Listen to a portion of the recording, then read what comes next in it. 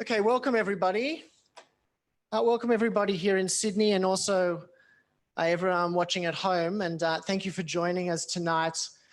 Thank you for joining us tonight to start talking about this election that Israel's had yesterday on Tuesday. And obviously the results have started coming through. And so we're going to talk about it with the wonderful and really there's, I don't think, any person better placed to discuss and analyze the results than Naomi Chazan. So we're going to get to that soon. I want to start by introducing myself.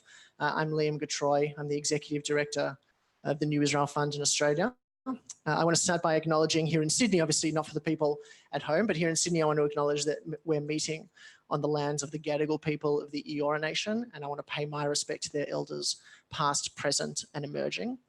I also want to acknowledge that here in Sydney we have Ilana Snyder, who's our board chair, who's come up from Melbourne for us. And I think between Ilana and also Sharon Berger, who's also here's our program manager, I think it's important to acknowledge the work and leadership that they have in the organisation. I think this is still a growing venture for us here, and it's something that's very important that we have this voice in Australia. It's very important that we discuss these kinds of issues and that we come at it from a unique perspective, one that really celebrates and treasures and safeguards Israel's democracy. And I think that the leadership, in particular of Ilana and Sharon, needs to be celebrated. I also want to start before we kind of dive into the election and I introduce Naomi. I want to say just very quickly, there are two things that we have coming up in Australia. The first is that we've opened applications for our fellowship named after Naomi Chazan, actually, because she's a figure that we really greatly admire. So the Naomi Chazan Fellowship is for emerging leaders aged in their 20s and 30s. And the core component of it is that we take these emerging leaders to Israel in July and we show them the importance of the work that's being done to safeguard inclusion, democracy, equality, that's being done to end the occupation, fight for the rights of people seeking asylum. And so that's a 10-day program in Israel, and then they come back to Australia, and the idea is that we can be part of changing the community discourse in Australia. And so that's a very important thing that we're doing, and applications are open for a couple of weeks still. And so I definitely encourage, if that's you watching at home, or if that's someone you know, maybe a child or a grandchild, that you were definitely encouraging them to go to our website and look at that. The other thing we have is we're doing a series of Yom Ha'atzmaut events in May, featuring the Israeli journalist Anshel Pfeffer, who's a senior correspondent for Haaretz and also the Israel correspondent for The Economist. Anshel will be in conversation with Deb Whitmont, the very experienced journalist who many of you will recognize from previous events that she's done with us. And that conversation will happen. Anshel's just written, actually, a very definitive biography of Bibi Netanyahu. So there's no one better to analyze his role in Israeli society than Anshel. And we'll also it's Yom Ha'atzmaut, so we'll also be celebrating that night with some Israeli music and culture to really put us in the mood where we can say, this is what we celebrate about Israel. This is the important things that are happening that we treasure. And here's an analysis. Here's an angle of where we can be part of partnering with Israelis to do more. And so I think that's actually the segue where I'll start talking about the elections. The first thing that I wanted to say is that I think most people will already know a little bit about the results. And I guess I wanted to stress at this point, and I'm sure Naomi will also be talking about it, is that Israel is bigger than Benjamin Netanyahu. And we come at it and say that we are the ones who need to stand, not necessarily with the Israelis who voted for Benjamin Netanyahu, but certainly with the large sector, very large sector of society that didn't. And we need to be their allies at this time. We're the ones who need to stand with them. We're the ones who need to provide them support. Because I think that those Israelis are going to be looking abroad, and they're going to be looking to the classic Jewish diaspora relationship and saying, where are my friends and allies? Where are my partners? And I think the biggest shame would be at this point if we receded from that task, if we stepped back and said, we didn't like the result, we're not going to engage. The most important thing is that this is a time of action, and this is a time for us to step up and say, we will be there, we will be the allies that Israel's democracy movement needs. So we're just going to start. I wanted to give a quick overview of some of the results before I hand over to Naomi, just so everyone's on the same page. So as you can see on the screen, the results were very interesting, and we actually have Benny Gantz from the Blue and White Party, with 35 seats. This is with most of the vote counted. We're just waiting now for votes from soldiers and others, which will be tallied in the next couple of days. Both Benny Gantz from Blue and White and Benjamin Netanyahu from Likud are tied on 35 seats, by far the two biggest parties. And it's the first election since the 1980s where only two parties have crossed 10 seats. So there's a bit of a consolidation at the top. And there was also a consolidation after the last opinion polls. The last opinion polls published on Friday in Israel showed that they would both be hovering around 29 or 30 seats. So it's interesting to think about where those votes came from and what it means if there's a consolidation right at the top. I also, before I pass on to Naomi, wanted to focus on what was at the bottom, the three major parties that missed out. Two of them are the New Right and Zehut, two right-wing parties. The New Right is the party led by Naftali Bennett, who was the education minister, and Ayelet Shaked, who was the justice minister. They formed their own party in order to create a secular and religious right-wing union in Israel and to try and capitalize on votes that were happening in that sector. And it looks like at the moment they're about, I would say maybe, Naomi obviously can correct me, but maybe 15 or 20,000 votes shy of passing that threshold of 3.25%. Which is a big surprise, and certainly they weren't expecting it. And on the flip side, Moshe Feiglin from the Zehut party, which is I guess a right-wing libertarian party is what it would be called. He had two very interesting policies that made headlines. The first was that he wanted to legalize marijuana, which was very popular with a lot of people. But he also wanted to essentially knock down the Al-Aqsa Mosque, the temple on the Temple Mount in Jerusalem, and build in its place the third temple. Two very interesting policies that some would say may be contradictory. Maybe there aren't too many people who hold both those policies together. But they're at the bottom, and you can see that it looks like they will miss out on the Knesset, on being in the Knesset, which is very interesting. On the next slide that we have, I just put together some rough numbers to give you a sense of what some of the possible coalition options are. Certainly the most likely one by far is a right-wing religious coalition in the middle, led by Netanyahu, supported by Shas and United Torah Judaism, the ultra-Orthodox parties, and brought in as well Yisrael Beitenu, Avigdor Lieberman's party, the Union of Right-Wing Parties, which was a coalition that has come together just before this election and was most notably included two Kahanists, Michael Ben-Ari and Itamar Ben-Gvir, who Michael Ben-Ari was subsequently banned from running for the Knesset by the Supreme Court. And so that's a very interesting party as well that I'm sure Naomi will talk about. And Kulanu, which is the party of Finance Minister Moshe Kachlon. Together, they've got a pretty comfortable working coalition there. We'll obviously have to see whether it's that coalition or one of the others that ultimately comes forward. So just to kind of wrap up quickly, I'll just introduce Naomi so we can, I think that's why everyone's here, not to hear me. Naomi, I'll just say the two biggest, most important things I think on her CV, which are the things we're most proud to be associated with her for. One is that she was Deputy Speaker of the Knesset, that she was in the Knesset for 11 years representing the Meretz Party, and also that she was President of the New Israel Fund, probably during its most important time, a time when we needed a strong voice, we needed a voice that stand up for the values of inclusion, and that was Naomi. And so I think with that, we might hand on to her and hear her analysis. The plan is that we'll have about 20 minutes from Naomi, 25 minutes, and then we'll open up for questions both here in Sydney in the room and also at home. So if you're at home, you can see the box on YouTube where you can type your question. We'll take note of those and I'll answer them from here. And if you're on Twitter, you can also tweet at, so just at NAF Australia, and just use the hashtag Israel Elections 2019.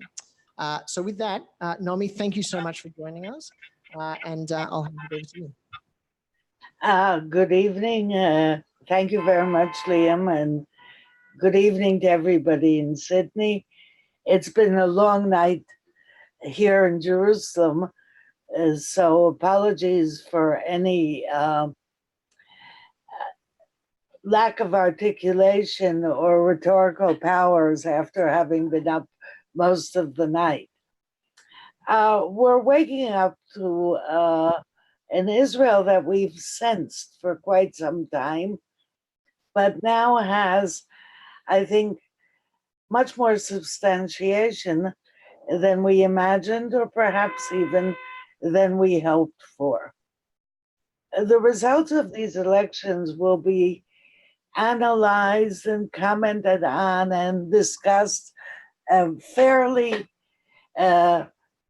deeply in the next couple of days and months, I think, and perhaps even years. So, what I'll try to do in the brief amount of time that I have is to look very briefly at the results, to discuss what's going to happen in the next few weeks, and to pinpoint the meaning of these elections for Israel and for the Jewish people, and maybe a word or two, if I have a chance, about what it means for civil society and democracy in Israel and for the work of the New Israel Fund. If I don't, you can ask me about that. Israel has woken up this morning to a very, very clear reality. Israel is divided. It is divided between the right and everybody else. And it's a clear division, it's a stark division. The two major parties, the Likud and Blue and White, are in a dead heat. Likud is a little bit more than Blue and White, but I think it will translate into 35 seats apiece. The ultra-Orthodox parties have grown. The Arab parties have scraped through, but they've lost several seats. And the most important and striking element of these elections is that the smaller ideological right parties have weakened substantially, and that the Jewish left parties in Israel have really suffered a tremendous blow. In other words, two major blocks. Some call this division a division between Jewish Israel and democratic Israel. I prefer to term this division a division between Israel as a Jewish state and Israel as a state which is democratic with a Jewish majority. And it's the subtleties in this division that will preoccupy us, I think, for quite some time to come. But if I may drill down on the results for just a few minutes. First of all, there are a series of unknowns here. We're waiting for the soldiers' vote and prisoners' votes and those who voted from abroad. The New Right Party of Naftali Bennett and Ayelet Shaked is below the threshold at the moment. It can pass the threshold, and that will change the calculus. I'm not sure about that. Number two, the two parties, major parties, are 70 seats in the Knesset. They're a majority together. We haven't had this kind of situation in several decades. It's a new political reality, but they're very different. The Likud is an established party now, but its leader, who is directly and personally responsible for the great victory of the Likud yesterday and the right, he himself is in a very precarious situation. So, is this a personal victory? Or is it a victory for the right? The two are not the same.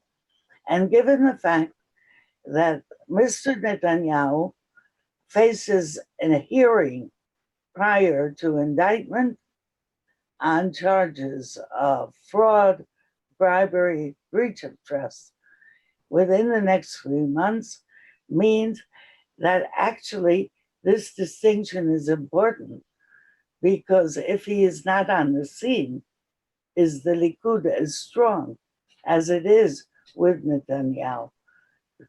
The institutionalized party is highly personalized. Kachol Lavan, the blue-white party, is actually a hodgepodge of everything, and mostly of the hopes and dreams of people who do not want an undemocratic Israel. What does this mean? Will it be able to hold together? It's not institutionalized at all. And in the opposition, it can easily fragment into its separate parts. So it's the nature of the parties that may be as important as the fact that at the moment they are tied for the support of Israelis. And there's one final element that I want to highlight on the results themselves. These may very well be interim elections in the sense that the Likud will be able to form a government, it will form a government, but whether it will be able to maintain its ascendancy after personnel changes is totally up in the air, and therefore we have to wait and see. What do we expect the next few weeks?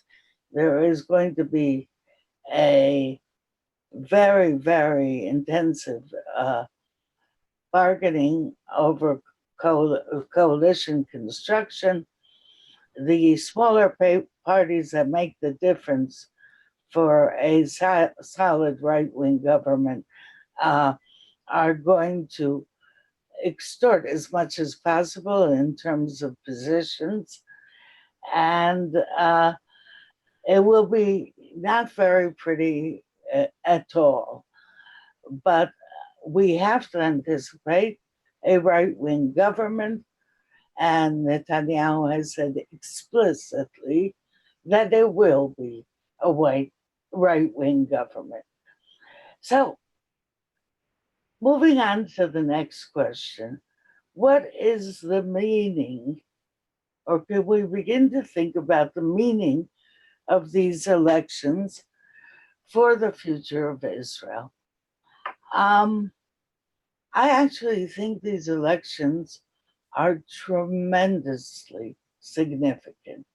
I would say that they're almost pivotal elections in the sense that they signify a structural change in the country.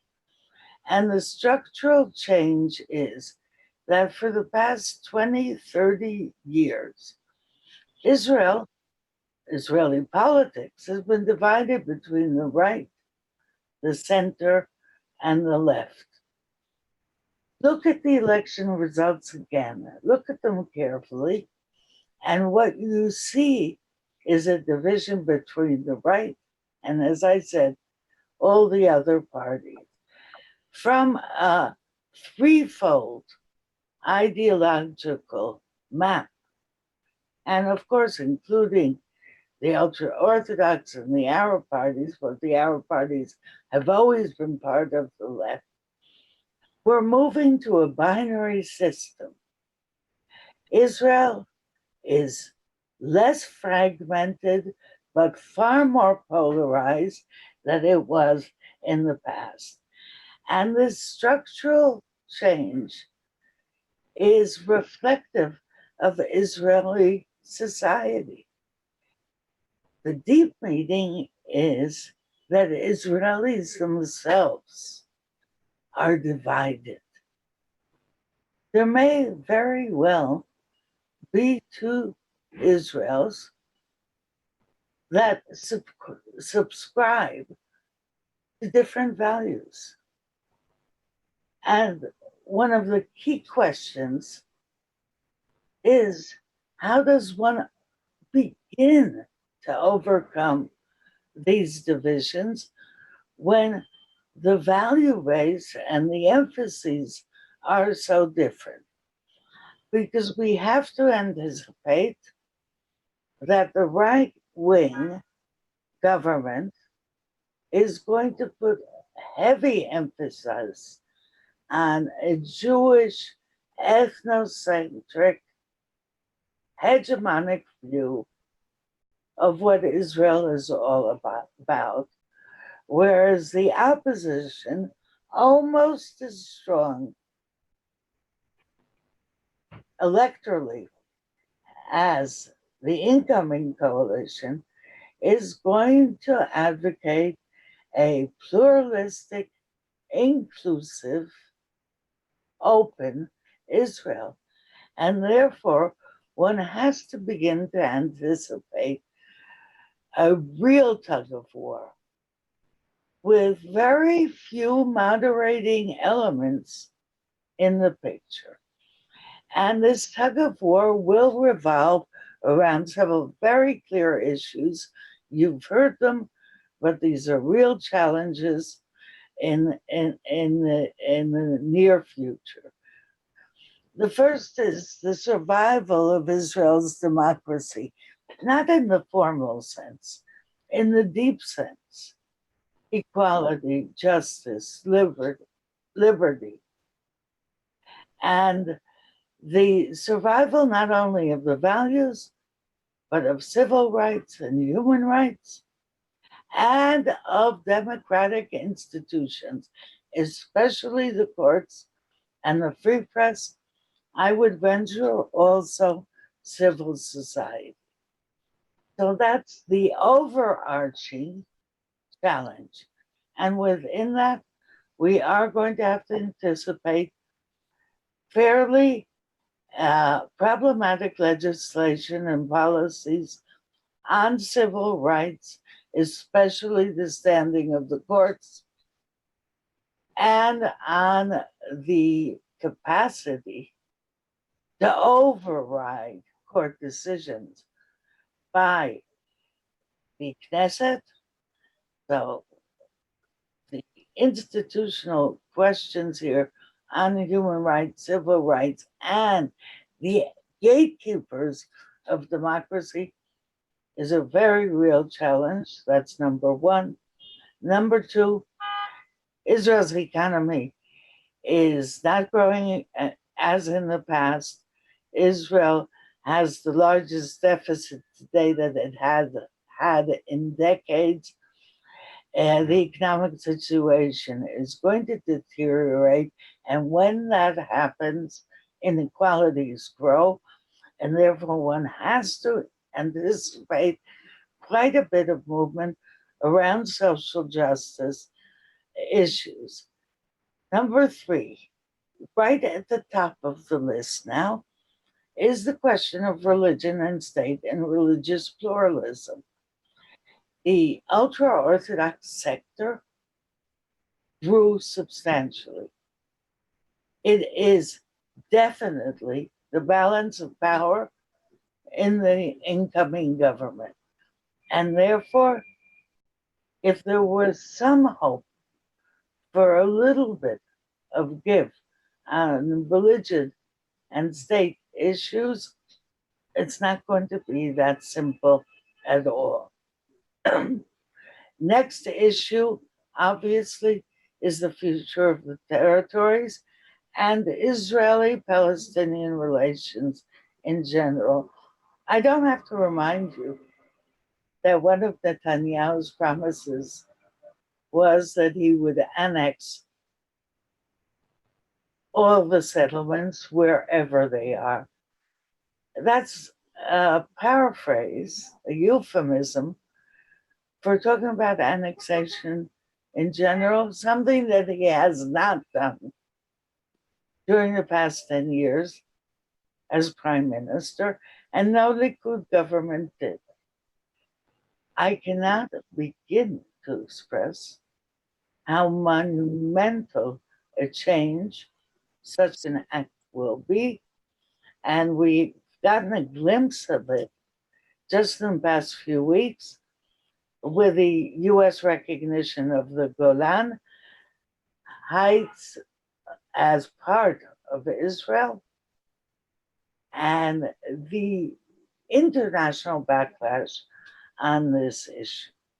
And therefore, just to round off the list of challenges, if Israel were under a great deal of criticism during the past few years in the international arena, one has to anticipate that it's going to get probably worse.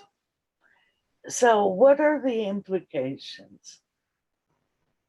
I think we need very cold and careful analysis, but we also need to understand that there are lots of signs of change in Israeli society. There are undercurrents that give tremendous hope. Can you imagine in Australia that a new party would be formed 2 months ago and get the exact amount of votes of the leading party in the country? This is what happened in Israel. There is a mobilization around a different vision. People want something else, and they voted that way. They sense that the future of the country is at stake, and they rallied around to do so, and they have built not only political parties, but institutions, especially in civil society, that on a daily basis promote these precise values and goals. And this is where the New Israel Fund comes in. I think not only as an umbrella for a lot of these initiatives, but perhaps in a new role as a corrective for one of the vulnerabilities that has come out in these elections more strongly than in the past. And that is that the democratic forces in Israel, however committed, have not acted strategically. They have not taken their vision, analyzed the context in which we operate, and created a strategy, and on that basis, a work plan. And with a smart, sophisticated approach to making the Israel that half of Israelis want a reality, it's possible. I think I'll stop here and I'll answer any questions or listen to any comments you might have. Thank you very much. Wonderful. So thank you very much, Naomi. One of the questions that we got on YouTube, and certainly people here in Sydney, put up your hands, and we'll come to you in a second. One of the first questions we had, was about Ayelet Shaked, who won't be in the next Knesset, or looks at least like won't be in the next Knesset. And so Yochai on YouTube asked if her absence and the new right and Naftali Bennett's absence will slow the erosion of Israeli democracy at all. How much was she a driving factor versus Netanyahu and Likud being that driving factor? So let's answer that, and then we'll maybe come to Sydney after that. First of all, I'm not 100% sure that Ayelet Shaked will not be in the next Knesset. she has been a very important factor in undermining key elements of Israeli democracy because she has led the assault on the judiciary system as Minister of Justice. She understood that she has to, in every way possible, undermine the autonomy of the court system and politicize it as much as possible. And she did, unfortunately, quite a good job. She did not complete the job. And if she's out, that's a major factor. She's not the only one of the same persuasion at all. And therefore, I suggest, Liam, that Ayelet Shaked, although she's a woman, is easily replaceable by several people. I'll just mention the name of Yariv Levin of the Likud, who actually they sound like twins. Wonderful. There's a question here in the middle. So we'll just get a microphone. Unfortunately, if you're watching at home on YouTube, you'll still have to put up with just seeing me and not our audience here, but you have to trust that there's lots of people here. Naomi, just a quick question. If Netanyahu will be indicted, cannot he very easily pass a law, say that the sitting Israeli prime minister should be just left in peace and not be indicted? And this will put an end to any change that could have happened? It's a very good question. It's being discussed in Israel for a very odd reason. This is called the French law, because the French have a law that doesn't allow indicting a president in office. I emphasize president, not prime minister. And a few bills of that sort have been tabled in the past. It's not going to happen. That law will not pass because there is a fair amount of resistance within the Likud to such a law, because it really is undemocratic. And what there is a lot of talk. I don't want to really confuse you all with technicalities about reinstating the parliamentary immunity law, which was changed in 2006-7, in such a way that the Knesset has to vote on removing the immunity of one of its members. But if push comes to shove, if he is indicted, and there is a very high likelihood that that would happen, then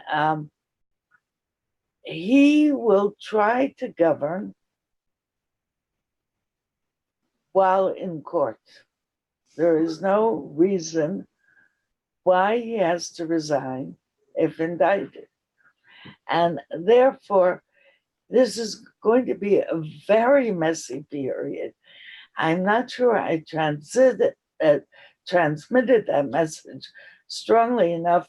It's an opportunity to do so. We may see some very ugly things in Israeli politics in the next year. Which would actually be something a lot of people were saying, that this was one of the uglier elections in recent years. So if we have more to look forward to, that would be something.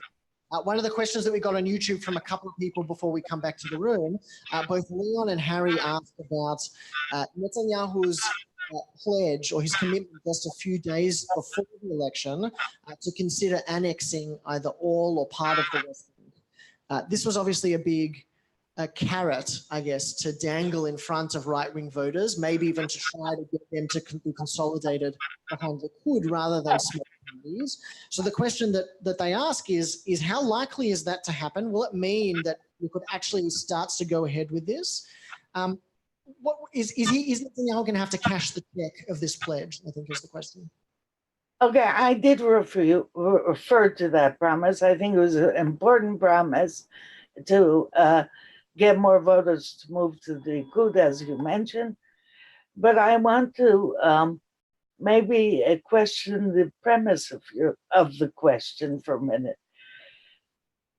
For the last 2 years, very systematically,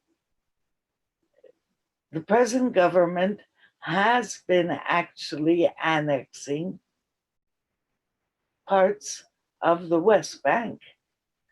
And it's been doing it legally through legislation which imposes Israeli law on settlers, on state lands, etc., etc. We have been in a period of creeping annexation before these elections. And now that there is a pledge, I would expect that the pattern that began about 2 years ago will continue. I want to summarize this issue in one sentence. If at the beginning, the right-wing governments of Benjamin Netanyahu wanted not to solve the conflict, but to manage it, in the past 2 years, they have switched gears and are now on a course which is basically to control the West Bank.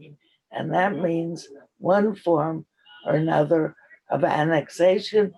This is totally in contradiction to international law and to international norms, and therefore is more than likely to put Israel on a collision course with major Western democratic powers in very near future. I think actually there was also a report released recently by the Israeli organization Yesh Din, which came up with a list of all of the... Came out yesterday. Right. So Yesh Din is an organization that we fund from NIF Australia. They do a lot of very important legal work protecting the rights of Palestinians in the West Bank. And so maybe we'll share that link on social media in the next couple of days. We have a question over here as well. As I understand the position, President Rivlin has the discretion to call on whoever he chooses to try to form a government. In the light of the fact that the outcome has been so close and the incumbent Prime Minister is potentially about to be indicted, what do you think the prospects are that the President might actually call on Mr. Gantz to try to form a government? Can I just add that there was a question on YouTube as well about the likelihood of a coalition between Likud and Blue and White, between Netanyahu and Gantz. So maybe to I was going to ask that question as well. Okay, thanks for the question. The answer is fairly brief. I think it's very unlikely that President Rivlin will call on Blue-White Party and Gantz for the very simple reason that though the votes between Likud and Blue-White are pretty even, governments need a majority in the Knesset, and the right-wing bloc appears to have that, and the non-right bloc does not. So I really think Ruby Rivlin, the president, is a man of integrity and a Democrat. He will not, I think, give the opportunity. According to law, he has to give it to the person who has the best chance of forming a government, and at the moment it's Netanyahu. The second question is, what are the chances of a national unity government? Under normal circumstances, that's actually the logical way to go. Can you imagine a government composed of two parties, Likud and blue and white, that have an absolute majority in the Knesset? Intriguing what could be done with that. But I'm not sure these are normal circumstances. And since there is a personal agenda at the moment on the right, Mr. Netanyahu's agenda, I consider that possibility unlikely, although I anticipate there'll be a lot of discussion around that option next few days, but I don't think it's going to happen. We got a question through the internet as well about coalition building, which I'll ask is, what do you think is the best case result that Israel's non-Jewish citizens can hope for? About 20% of the population, of course, are Palestinian Israeli. What do you think is the best that they should be looking at the results and thinking, what's the best case result for them? In terms of numbers? No, in terms of the coalition, what's the outcome of parties? Do you think there's a positive that they can try and get out of these results, assuming that they won't be in the government, which they never have been? If you're talking about Palestinian citizens of Israel, right? Look, until 8 o'clock last night, if you would have called me up, I was in a deep sweat because of the turnout rates. I spent the entire day just looking at turnout rates, and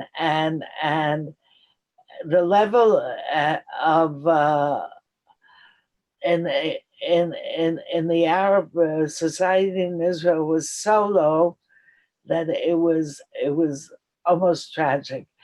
But then there was a push. I think it went up over 50%. It allowed Balad, Ram, I think we have to get through to pass the threshold.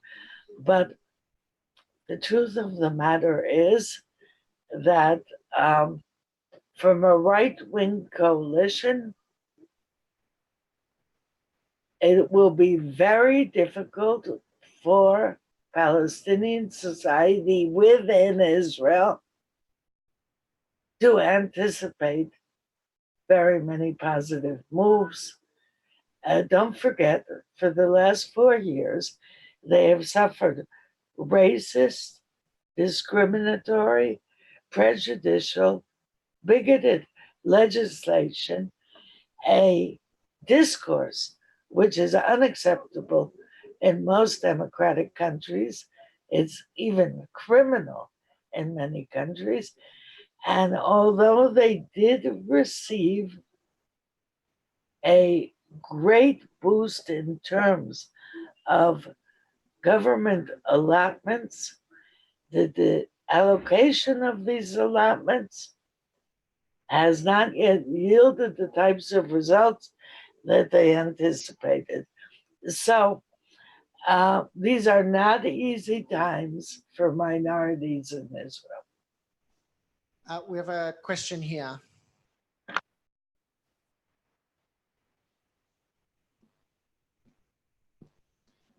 Yep. Actually, two questions. The first one is on the Arab participation rate. Why do you understand, or could you perhaps explain what your take is on the fact that the Arab population effectively disenfranchised itself by not participating when they are a reasonable minority and could have some balance of power factor? And the second thing is, with the polarization in the two camps that you're talking about, the right and the rest of Israel, do you believe that ideologically the left, and especially Labour and Meretz, are finished?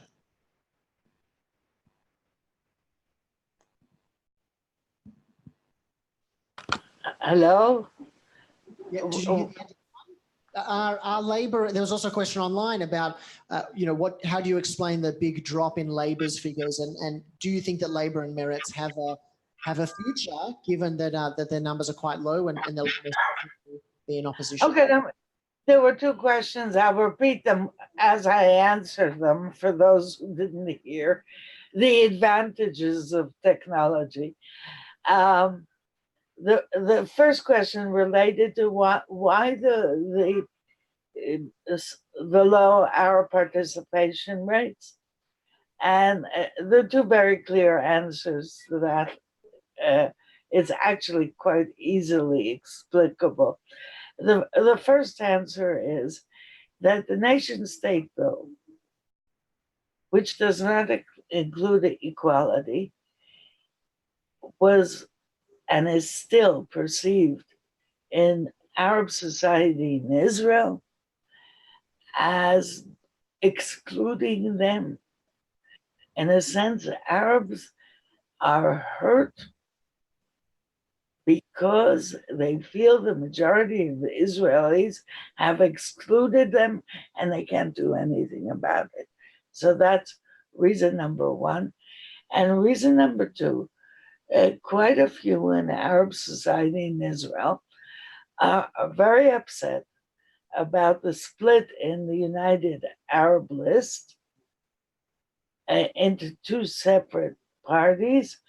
And because of that split, they didn't, they opposed it so strongly that they decided to go stay away. I do want to suggest to you, though, that not voting is very much a political statement. It radiates a message of alienation and dissatisfaction with the situation, and also of powerlessness. And therefore, the non-vote is a protest vote of the highest order. And you will argue back to me, and probably correctly, that you're cutting off your nose to spite your face, but you're also expressing your political sentiments. So that's on the Arab vote. Really, I think here almost all commentators are agreeing. The second question, which took a while to come up, but I anticipated it, is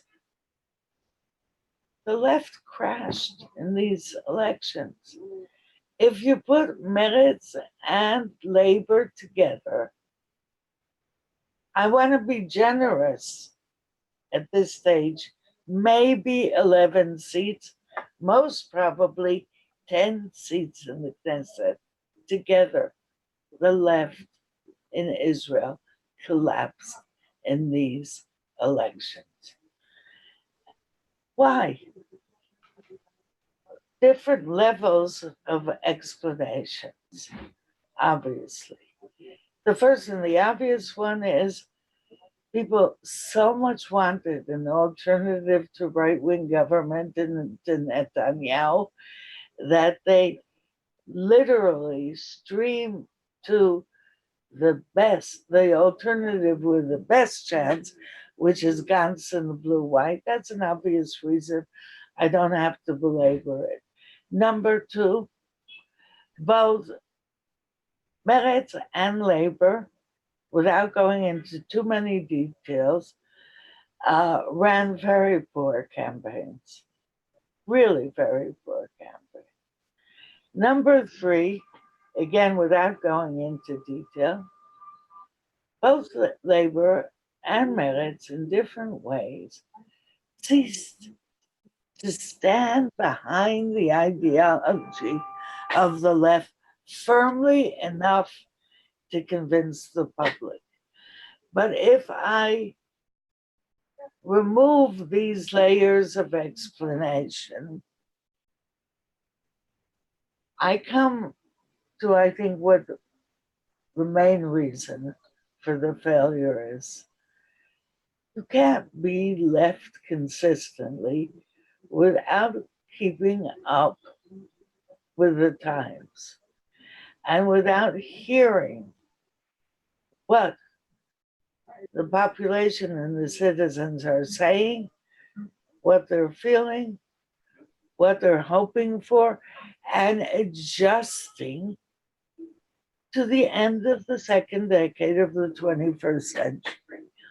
And in some ways, unfortunately, and we see that in left-wing parties in Europe, maybe less now in the United States, and I'm not enough up to date about Australia, but we see that there's an assumption that if you keep saying the same thing and believing in the same thing and not considering new issues, new questions, new problems, new challenges, new populations, you're going to keep winning. It's not going to happen. What do you think The is the left, example of that in Israel, Naomi? sorry? What do you think is the example of that? What do you think Meretz or Labour could have, what was the issue they should have championed that hasn't been on the agenda that should have been? They didn't deal enough with diversity, not sensitively enough with questions of religious pluralism. Shared society. Labor effectively stated that it would not sit in a coalition with Arab parties. Well, what are we talking about? 22% of citizens of Israel are Arabs. And therefore, when we're talking about society, we're talking mix, give possibilities. How can it be done? Who benefits from it? Why is it in our interest? Unfortunately, too many people see Haredim as the enemy. Don't make any effort to divide them or to integrate them without segregating on a basis of gender, but to think of alternatives. We, in a sense, many parties on the right refresh themselves, but unfortunately, the left is still before its major readjustment and refreshment, which I hope will happen fairly soon now. There was a question that came online from Michael, which was about a particular incident that happened on election day, where Likud was referred to the police, where they were accused of putting cameras at polling stations in Arab towns. And there was the question is why did Likud do that? Why did that happen? There was something I read online that it may have suppressed turnout just as soon as word got around about the cameras. So maybe can you give us a quick insight into that and whether that played a role? For those not familiar, the Likud sent out 1,300 activists to polling stations in Arab towns, villages, and neighborhoods with cameras in order to oversee and supervise the integrity of the elections. This is outrageous. It is a clear violation of Israeli law, which guarantees that elections are free, fair, and confidential. It actually challenges the confidentiality of elections, and it was done, it cost a lot of money, very systematically. And this came out quite quickly yesterday morning, and the question is why, and the answer, Liam, you gave in the question itself. If you know you're being photographed in the polling booth, are you going to go to vote? It is a major deterrent against participation in the elections. Ironically, just as I was coming here to this conversation we're having, the head of the Electoral Commission, the Chief Justice in the High Court, Justice Meltzer, announced that he can't prove that this was a violation of the law. I actually see this as part of a string of occurrences that we've become unfortunately accustomed to, that are on the verge of legality in various in recent elections. This is the worst I've seen. I think, if I understood correctly, that the Arab parties plan to challenge the decision in the courts because I know that if I'm watched, or I think I might be, that will prevent me from exercising my civic right at the polls. It's interesting to think about it as the other side of the coin to Netanyahu's call on election day 4 years ago, was that Arabs were coming to the polls in droves, and that therefore right-wing needed to come out in order to protect a right-wing government, was what he said. So last time it was about boosting right-wing numbers, and this time it was actually maybe about suppressing votes. So it's interesting to think as two sides of the same coin. We have a question here from Rabbi Kamens. Yeah, thank you. It was related actually to the question before the last one, which is with the plummeting numbers, every election, you can't pretend this is out of the ordinary of labor and merits. What you actually have, you mentioned that there was the right and everyone else, but isn't half of everyone else pretty much to the right as well? In other words, you can't exactly call, I don't think, the blue and white party a leftist party. At best, it's a center-right party. And it seems to me, and I'd like your opinion on that, that every decade, Israel's population shifts further and further to the right. So what's seen now as, you know, the center is actually the right, and what's seen as the right is the hard right. And then you have the extreme right, and you actually have a dwindling left and moderate population in Israel. Look, that's an easy way of thinking of it.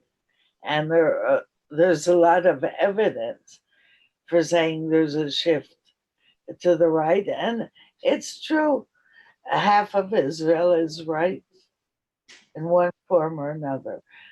I'm not sure that I agree entirely that blue-white is a center-right party. It has right-wing elements in it. Boogie Alon, Tzvi Hauser, I can mention names. It has a very strong center component, and it got most of its votes from the actually left part of the map, from Labor. Don't forget, Labor had 24 seats and is down to 6. So I agree, it's a hodgepodge. What's the difference between the two? And that's the important element.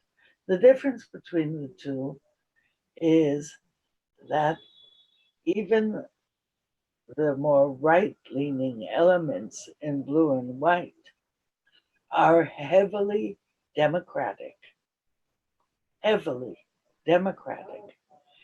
They believe not only in the democratic process, but very, very deeply in democratic values. And so when Dan Meridor, from the ex-minister of the Likud, stands up, he's not a lefty, but he is a solid spokesperson of democracy. There's one other element, and really at the end or towards the end of our conversation, I have to emphasize nothing is inevitable. I think the worst mistake in Israeli politics or in analyzing politics at all in general is to assume that there is a trend and it will continue. There has been a trend to the right in Israel. Is it inevitable? No. Life is not deterministic. We have the power to bring about change. We didn't do it very well or very smartly in recent years. It doesn't mean that we are devoid of agency. And therefore, I analyze trends, but if we believe that what exists is not right, is not correct, is not decent, we have to find those niches, those breaks, those possibilities and opportunities, the undercurrents, open them up, because it is in our capacity to do so. And therefore, please, please, I am surrounded today with such, really downfallen faces. And I have to tell myself and to tell everybody around me, nothing is inevitable unless we succumb to it. And since we don't want to succumb to certain things that we're seeing, let's do something about it.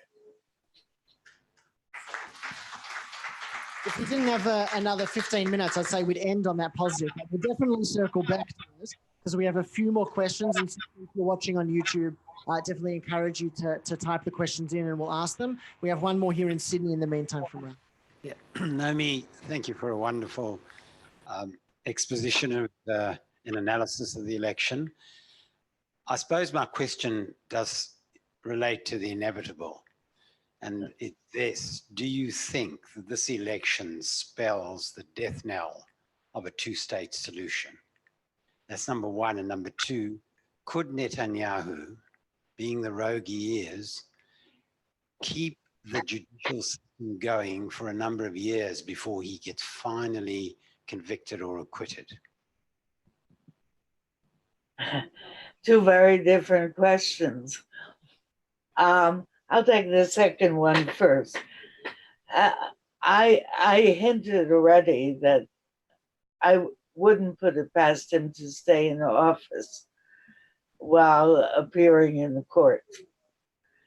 And therefore, yes, he's in a struggle for his life, for his reputation, for his place in history. And he, in case you didn't know this, when he feels threatened, there are no holds barred. That's the way he operates. So that's about Netanyahu. People who analyze him, observe him, all of us are affected by him in one form or another. Have to understand that he will do anything to survive. You're going to hear Angel Pfeffer, he'll explain it much better than me. As to the question about, how did you phrase the question on annexation? Oh, Danny, so, well, is this the death of the two-state solution? Is the core of the question? I'm not sure. And I truly am not sure, and I want to share my hesitations with you out loud, if I may. We've been working on the assumption that it's either a one-state or a two-state solution, And with the trend of increasing Israeli control over the West Bank, the two-state solution is dying in practice. And with Netanyahu's new commitment to annexation, it will or can die de jure. But immediately one has to ask the question, what are the alternatives?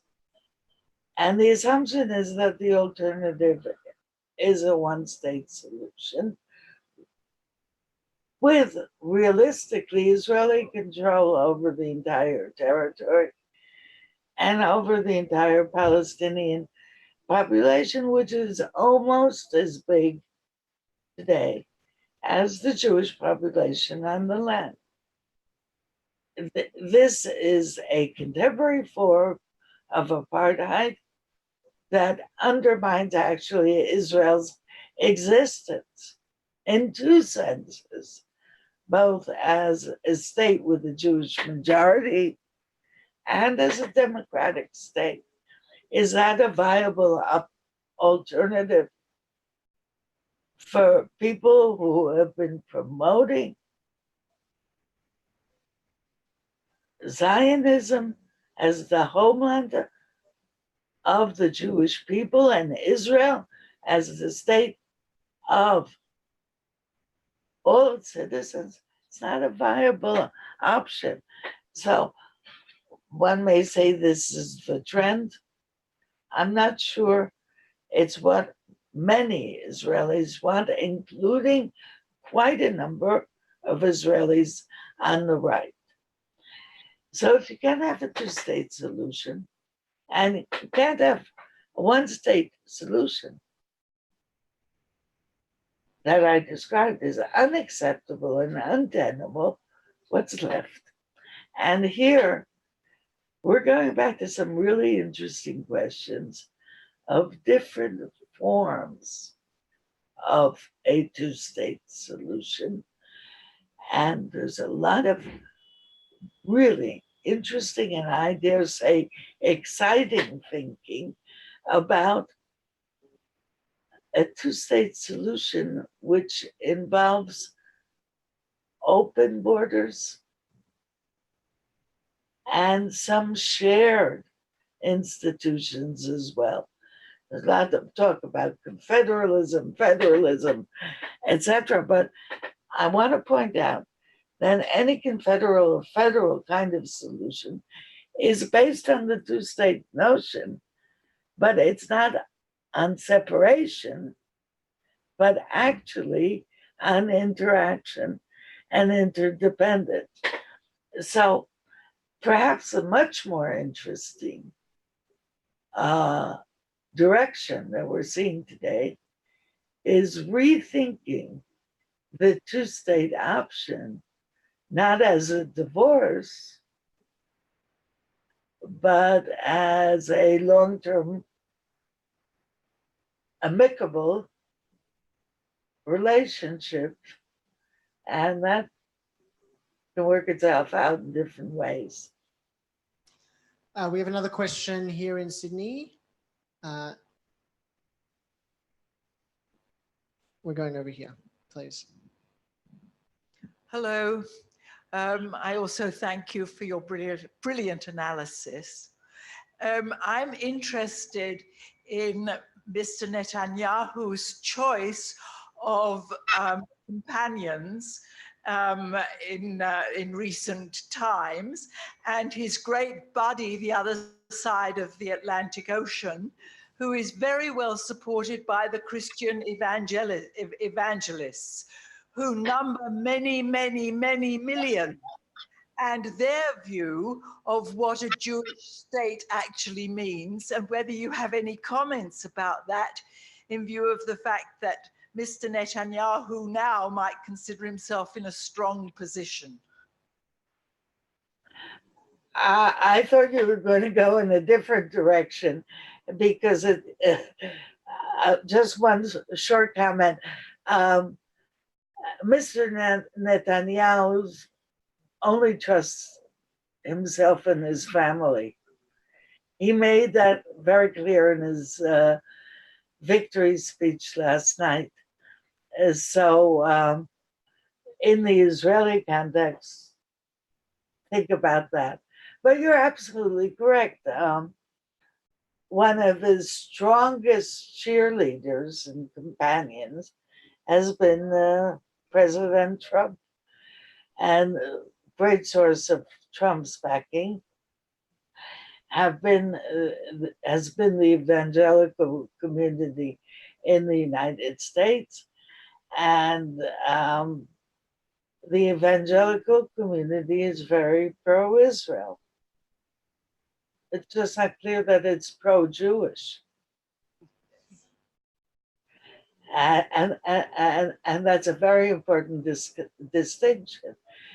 And, you know, in the past couple of years, all of us have been facing the anomaly of how to deal with pro-Israel elements in the United States that are distinctly anti-Semitic at the same time.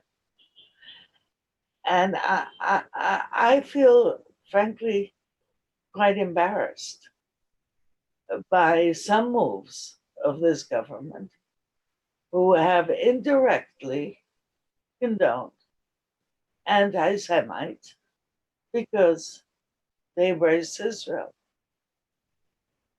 And therefore, the connection that you described, and I agree with you, is very problematic. But may I remind all of us of something that I think is very important. Donald Trump is entering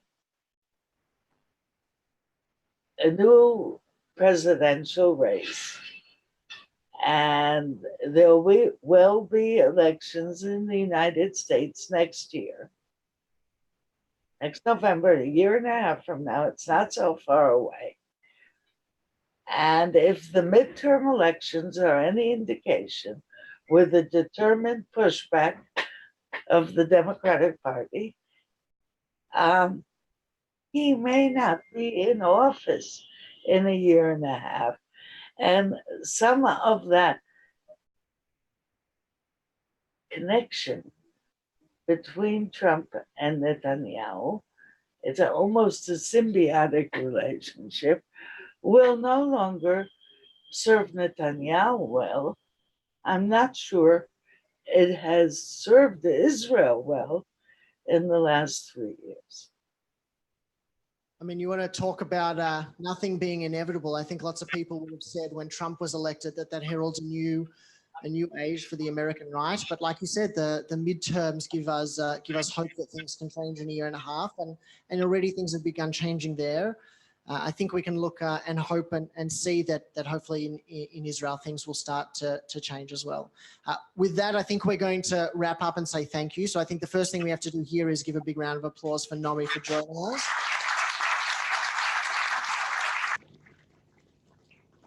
I will return again and come full circle to what you said before, that nothing is inevitable. And I think that is our call to action in NIF Australia. If we want to make sure that NIF continues to be the umbrella organization that supports the half of the country that is fighting for inclusion and fighting for democracy and showed a lot of fight in the election, then we need to be there as allies. We need to be there as supporters in order to make sure that we're able to help Israelis achieve the vision of their society that they want. That's the role that we can play here.